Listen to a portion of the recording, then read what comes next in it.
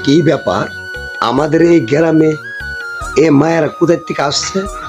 আমার সম্ভাবনা ঢাকা শহর থেকে আসছে।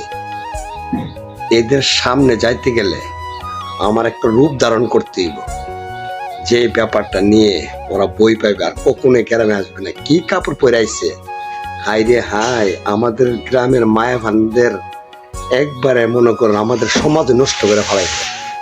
ওদের সামনে যাইতে গেলে একটা ভয়ঙ্কর একটা রূপ ধারণ করবো। এখন না গাছের রাস্তা ঢুকায় সামনের দিকে আসতেছে। বান্ধবী, দেখছ না গ্রামটা কত সুন্দর না? হয়ও, চল সামনে দিকে যাই। গ্রামটা সুন্দর না, আজকে তোদেরকে এমন বই দেখাবো যে বইয়ে কখন আর শহর থেকে আর গ্রামে আসবে না।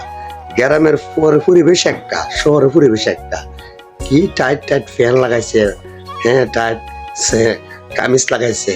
এগুলা যদি আমাদের গ্রামের মায়া ফান দেখে, কয়দিন আমাদের সমাজটা নষ্ট হবে। আর আমি এগুলা বরাস্ত করবো না, এখন আজকাল যেতেছি। এই মান্নাত, আমি তোর গার মটকায় খাবো। অনেক দিন ধরে মানুষের রক্ত পান করি না, আজকে তোদের রক্ত পান করবো।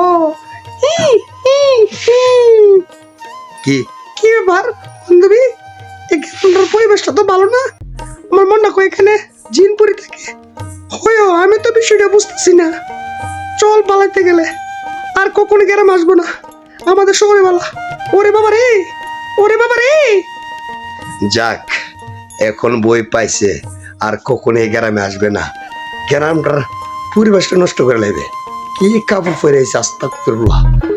এখন আমিও যাই, বই দেয় দিছি, আর কখনো এই গ্রামে আসবে না, আর আসবে না, যত সব আর আসবে না।